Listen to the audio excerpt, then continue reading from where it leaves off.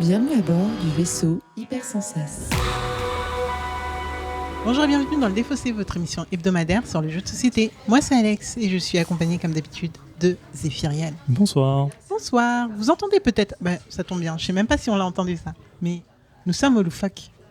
Ce qui veut dire quelque chose, normalement on vient de commencer un sprint final qui va durer jusqu'à la fin de l'année pour faire un calendrier de l'Avent. Donc normalement vous connaissez, un jour, un épisode du 1er au 24 décembre. Soyez prêts. Nous on est prêts ou on est comment là ?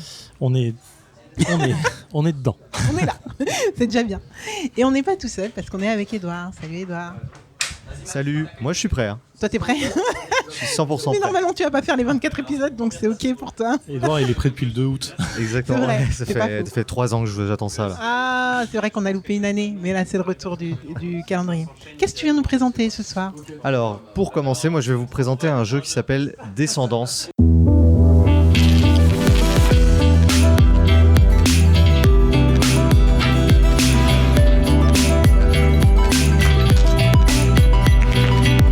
Pour ceux qui ne connaissent pas, qu'est-ce que le Défaussé ? C'est une émission qui va durer 20 minutes et donc pendant 24 jours, on va vous faire toujours la même chose. Première partie, là en l'occurrence, Edouard nous présente Descendants, il va nous parler du gameplay, etc. On va revenir ensuite dans une deuxième partie, on va jouer, vous aurez le droit aux meilleurs extraits avec l'ambiance du loufoque autour. Et on revient pour un débrief avec toujours Edouard, normalement. Peut-être des gens en plus, peut-être des gens en moins, on ne sait pas. On est au loufoque, tout peut arriver. Et donc voilà, normalement on est prêt. Vas-y Edouard, raconte-nous qu'est-ce que Descendants. Eh bien, alors Descendance, c'est un jeu de placement d'ouvriers où en fait on a un beau plateau avec un petit village médiéval. Et en fait la particularité, ça s'appelle Descendance parce que on a nos 4 premiers pions, nos 4 premiers bonhommes. C'est les bonhommes numérotés 1 pour représenter la première génération. Parce qu'en fait on va aussi avoir un système de temps qui va passer. Et quand le temps va avoir fait un tour, nos bonhommes de première génération, enfin la plus ancienne génération qui sont présents sur le plateau, vont malheureusement décéder. Personne n'y échappe à la roue du temps. Donc il faudra avoir anticipé et avoir mis des bonhommes de génération suivante. Préparé. Exactement, parce que sinon, qui va assurer le prestige de ta famille si tu fais pas des enfants pour les envoyer travailler à la mairie ou au clergé ? Tu voudrais quand même pas que ta famille, le nom de ta famille finisse aux oublis. Tu m'étonnes. Mais alors le temps il passe pareil pour tout le monde ? Le temps va pas passer pareil pour tout le monde, ça va dépendre des actions que tu vas faire. Plus tu vas faire des actions fortes, plus le temps va passer vite pour toi et plus tes gens vont mourir. C'est ça, exactement. Je comprends. Ok. Du coup, donc on va avoir nos plateaux personnels avec notre famille et notre temps qui nous est propre. C'est à peu près ça, ouais. Et on a un plateau central. Exactement. Le plateau central, il se compose de plusieurs sections qui vont correspondre un peu aux différentes actions qu'on va avoir. On va avoir par exemple le quartier de l'artisanat où on va aller fabriquer des choses. On va avoir le quartier du marché où on va aller, parce que ça reste, on est au Moyen-Âge, hein. Donc on va aller vendre des chevaux, du blé, des bœufs, etc. On a la grande section du voyage où peut-être que vous pourrez envoyer un membre de votre famille en exploration dans le vaste monde pour amener du prestige à votre famille. Vous avez aussi la mairie qui représente l'autorité, le prestige de l'administration, où vous pouvez faire entrer aussi des gens de votre famille pour gagner différents bonus. Et on va avoir le clergé où vous allez avoir l'église. En fait, vous allez pouvoir faire entrer vos membres dans les ordres, pareil, pour gagner d'autres points de prestige un peu différents. Et enfin, vous allez pouvoir faire que vos bonhommes se marient. C'est une façon familiale de dire se reproduisent. Mais c'est clairement l'action pour les faire se reproduire. Et on va avoir une action aussi de culture pour récolter, en fait, d'agriculture, pardon, pour récolter des ressources de blé qui sont une ressource assez basique. Parce que vous verrez, votre première génération, ce sera surtout des paysans qui vont aller dans les champs pour offrir une vie meilleure aux générations suivantes, bien sûr. Et du coup, on peut être tous... est-ce qu'on peut être plusieurs sur les emplacements là, que tu viens de nous citer ? Alors, en fait, oui, il n'y a pas de limite au nombre d'emplacements. Mais en fait, ce qui est un peu particulier dans ce jeu, c'est que là, le plateau laisse entendre qu'on va aller placer nos ouvriers sur les zones colorées pour faire les actions. Mais c'est pas du tout ça ce qui va se passer. On a aussi un système de ressources qu'on va mettre en suivant un pattern au début de chaque manche sur ces zones-là. Et en fait, quand c'est à mon tour de jouer, je choisis l'action que je veux et je prends une ressource de cet endroit pour faire cette action. Pour ensuite aller placer un ouvrier dans différents endroits selon ce que j'ai fait. Typiquement, si je vais à l'église, mon bonhomme, je vais aller le mettre dans le sac pour faire en anticipation d'une messe qui se passe à la fin de chaque manche. Voilà, je rentre pas dans les détails tout de suite. Ok. Et en fait, pour chaque section, c'est pareil. C'est-à-dire quand je veux faire l'action du marché, je prends une ressource au marché qui va déclencher une phase de marché où tour à tour, on va tous pouvoir vendre des marchandises aux acheteurs qui viennent. Quand je prends une ressource dans le truc du voyage, je vais pouvoir envoyer un de mes bonhommes sur un des voyages en payant la ressource de transport dont j'ai besoin. Mhm. Souvent, on va payer du temps aussi. On va souvent payer du temps pour faire les actions. Ok. Et ici, je vais pouvoir, dans le quartier de l'artisanat, quand je vais prendre une ressource pour faire l'action, je vais souvent aller payer ou mettre un mec de ma famille dans un quartier de l'artisanat qui m'intéresse pour qu'il puisse rester longtemps pour y bosser, ce qui me permettra d'obtenir plus facilement les fameuses charrues qui vont nous intéresser, les chariots, les chevaux, les bœufs. Ok. Et Voilà. tu disais, donc il y a des ressources qu'on va prendre pour dire qu'on fait l'action précise. Exactement. Quand il n'y a plus de ressources, j'imagine qu'on peut plus faire l'action précise. C'est exactement ce qui va se D'accord, passer. ok. Et donc au début d'une manche, on sait à l'avance combien de ressources on mettra, sachant que ces ressources, on va les piocher au hasard dans le sachet. Je vais mettre les ressources indiquées sur cette petite tuile dans le sac et D'accord. je vais tirer tout ce qui est indiqué là, c'est-à-dire 6 cubes pour l'artisanat, 3 pour l'église, Et ainsi de un suite. seul pour le marché. Donc on sait qu'il n'y aura qu'un seul marché qui sera réalisé. D'accord. Et en plus, on aura les cubes noirs qui représentent la peste. Les cubes noirs, ils seront potentiellement ici. Et en fait, quand tu vas piocher un cube de peste, malheureusement, tu pourras faire l'action du lieu, mais ta roue du temps va avancer plus vite parce que du coup, on va Ouais, se d'accord, rapprocher ok. de la mort. Ok. En fait, j'ai déjà joué. J'ai déjà joué ici. Hein. Ouais, Ah. ouais, j'ai déjà joué ici. Tu t'en es souvenu là ou tu savais Bah ouais, quand il a sorti les dés là, les cubes, cubes, hein. je me suis dit ouais non. En fait, il me disait déjà quelque chose, mais là c'est bon, c'est sûr. Ok, je suis la personne qui ne connaît pas Non le mais jeu alors. j'y ai joué il y a genre 100 ans quoi. Non mais trop bien. Ah. Le loufoque est ouvert depuis combien de temps 101 ans, donc c'est Quoi, à l'ouverture, à Non, l'ouverture. Non mais je sais que c'était avant même qu'on fasse l'émission ici. Donc Ok. vraiment ça date. J'ai une question sur le fait de faire des bébés des mariages. C'est des personnes, ça va être des meeples de notre propre couleur. Exactement. En D'accord. fait, On se au marie en début- famille en tout cas. Ouais. Ah, d'accord. Globalement, faut pas. Heureusement qu'on voit pas leur visage sur la 4e génération parce que il serait pas beau à voir. Ok, Euh, d'accord, c'est vraiment la blague. En gros, au début, sur ton plateau perso, tu vas avoir tous tes 1 dessus, Ouais. qui seront ceux que tu peux utiliser pour envoyer partout. D'accord. Quand tu vas faire naître un bonhomme, tu prends un 2 de ta réserve que tu mets sur ton plateau. Ah tu ok, pourras ensuite d'accord. utiliser. Trop bien. Et donc voilà, c'est comme ça que ça marche. On fait toujours la génération vraiment suivante arriver en priorité. Et quand il y a un mort qui doit arriver, c'est la génération la plus ancienne qui Ouais, doit mourir ouais, en priorité. Trop Quitte bien. à ce que ce soit quelqu'un du plateau qui meurt. Hmm. Ah. C'est gênant et du coup il faut anticiper ça. Il faut se dire que le grand-père qui est en train de fabriquer des chariots, à un moment, il va Il va mourir. peut-être, Donc, il faudra mourir un petit peu, ouais. Il faudra prévoir ça. Quoi. D'accord. Faut la succession. On y reviendra quand j'expliquerai en détail, mais l'action du mariage permettra aussi, plutôt que de faire naître quelqu'un, d'aller récupérer un de ses pions sur le plateau. Ce qui peut être un Ah, moyen ok. de récupérer un bonhomme. Avant ok. qu'il meure. Bah ouais, mais ça lui fera pas échapper là à la mort parce que dans tous les cas, le temps va avancer et à un moment, ton 1, à un moment, il va forcément mourir. Quoi. Ok. Et alors, bien sûr, c'est aussi un jeu où on va faire des points par l'intermédiaire du prestige que vous offrez à votre famille. Et en fait, en fonction de où meurent vos personnages, ils vont aller être inscrits dans les archives de la ville. Ça pourrait être dans les archives qui sont ici, correspondant aux différentes actions. Par exemple, un bonhomme qui était à l'artisanat toute sa vie, quand il meurt, il va aller, s'il y a de la place, dans les archives de l'artisanat. Il sera reconnu comme un artisan Ah, incroyable. trop bien. Ce qui vous donnera des points en fin de partie. Par contre, Ok. quand il n'y a plus de place Dans les archives. dans les archives dans une couleur, on va malheureusement. Alors, j'ai Au envie de cimetière. dire fausse commune, mais non, c'est le cimetière et qui ne rapporte pas de points. Ok. Donc voilà, vous voulez que vos personnages aient vraiment marqué l'histoire de ce village pour qu'ils aillent dans les archives, ce qui vous donnera des points. Que la famille en tout cas ait marqué l'histoire quoi. Ouais. Exactement, c'est ça. Ça me semble très très clair. C'est un jeu de droite, hein, clairement. Ouais, écoute, pourquoi pas, allons-y. Est-ce que tu peux nous faire une petite fiche sur le jeu, c'est-à-dire qui, par qui, pour qui, tout ça. Avec plaisir, j'ai pas révisé avant, donc je vais découvrir ça avec vous. Alors c'est un jeu de Inca et Marcus Brand. Voilà, je ne connais pas ces messieurs, mais je leur dis merci pour ce jeu génial. Alors c'est un jeu qui a été réédité récemment en format Big Box. Je l'avais vu à Cannes cette année en format Big Box, c'est-à-dire qui incluant les extensions et avec un nouveau style Design, graphique. ouais. Ouais, moi Comme Orléans. j'aime beaucoup ce design. Je trouve qu'il est très doux, je trouve hyper agréable. Ok. Celui-là, là, tu veux dire? Ouais, celui-là. Ouais. Ok, c'est la très à Big Box, l'allemande, je peux quoi, pas en là. parler. Ouais, c'est très à l'allemande, Ok. ouais, c'est très à l'allemande. Le nouveau, je pourrais pas en parler. D'ailleurs, les illustrations. Non, mais c'est pas grave, on pourra le redire après, Ok, ça t'inquiète. va. Ouais. C'est un jeu, du coup, pour 12 ans et plus, pour 2 à 4 joueurs et environ 90 minutes. Voilà. Exactement. Très bien. On est parti, Bon, alors jeu numéro 1 du calendrier de l'Avent, c'est parti. T'as rien fait? Bah, je T'as prends pris le quoi, truc. là? C'était où? J'ai pris le dernier qui était là, mais je peux rien faire en fait. Parce que je peux pas placer de Ah, mec merde. parce que je n'ai plus.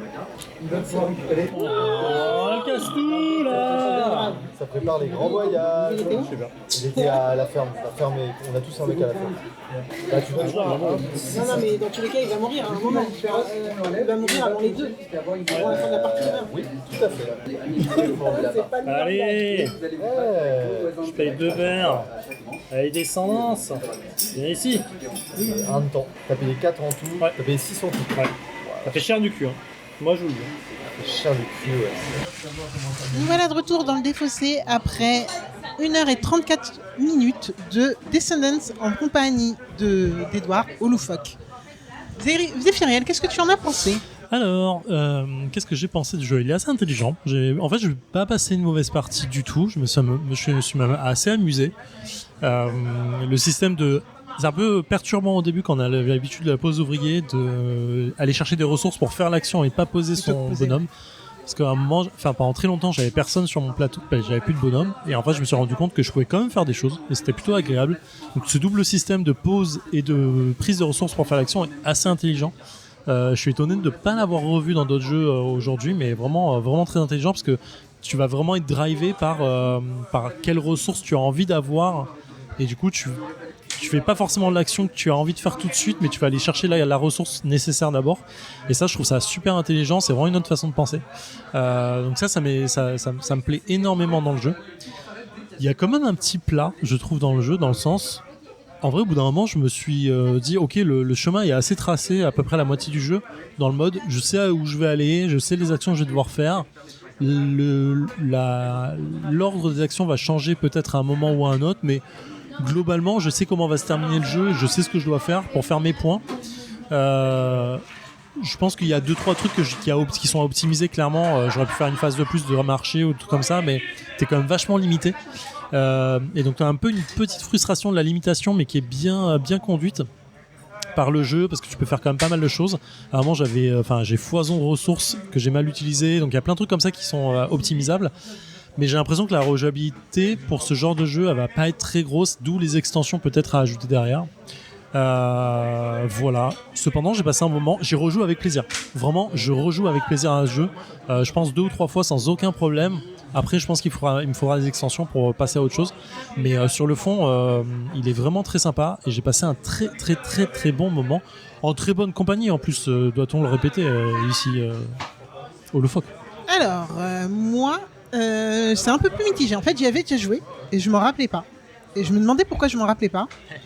Et en y rejouant, je me dis que je comprends pourquoi je me rappelais pas. À un moment dans la partie, Zéphiriel a dit c'est plat. Et en effet, on est sur un jeu que je trouve assez plat. En effet, on n'a pas de grosses surprises dans les placements. On va pas avoir de surprise sur le nombre de possibilités sur chacun des emplacements, parce que c'est toujours un peu les mêmes emplacements. En effet, on sait où aller, ça file tout droit. Le seul petit tweet, je trouve, c'est le marché. Et à quel moment les gens vont décider d'y aller. Et là, on a intérêt à avoir les objets. Et ça, c'est vrai que c'est un peu la course. C'est un petit peu poker face en mode est-ce que les gens vont y aller ou non. Mais c'est vrai que là, dans la lignée, je sais pas, des jeux de cette époque, je sais pas exactement c'est quelle époque, mais de cette époque en pause d'ouvrier, c'est vrai que je vais préférer, je sais pas, de l'Orléans ou du château de Bourgogne en soi, à celui-là, qui m'ont beaucoup plus marqué direct en fait. Je sais que j'y ai joué, je veux y rejouer, je veux limite les acheter, etc. Alors que là, en effet, je suis sur un jeu qui me transcende pas plus que ça. Même si en effet, c'est vrai que je pense que la gestion du temps est un truc ultra intéressant qu'on voit pas tout le temps, et qui est intéressant aussi de savoir quand est-ce qu'on va envoyer ces petits meeples à la retraite, lesquels dans quel ordre, etc. les envoyer. Et ça c'est intéressant. Et aussi c'est ce rush de la fin qu'on peut faire quand on sent qu'on est trop largué ou qu'on perd trop. Ce que j'ai essayé de faire, mais pas trop tôt dans la partie, parce que je sentais dans tous les cas qu'il y avait une avance que j'arriverais pas à récupérer. Non seulement parce que je me suis pas bien positionné à l'église, mais parce que mes pions ne sortaient pas. Jusqu'à la fin, ils sont pas sortis. Bon bah voilà, tant pis. Même si c'est aléatoire, je l'ai trouvé un peu chiant à subir. En vrai, quand il y a quasi tous mes meeples dans le sac et qu'il y a que du noir qui sort, t'es là, bon bah, ok, what else? Ouais, non, j'avoue que Descendants, ça m'a pas transcendé. Mais je sais que c'est un jeu qui est ultra bien noté et ultra connu. Je comprends. Donc, Après, alors ce côté roue du temps qui fait mourir tes meeples et tout, en vrai, au début j'en avais vraiment peur. J'étais en mode hors de question que je paye du temps, et en vrai je me suis rendu compte sur la fin que je l'avais pas assez fait.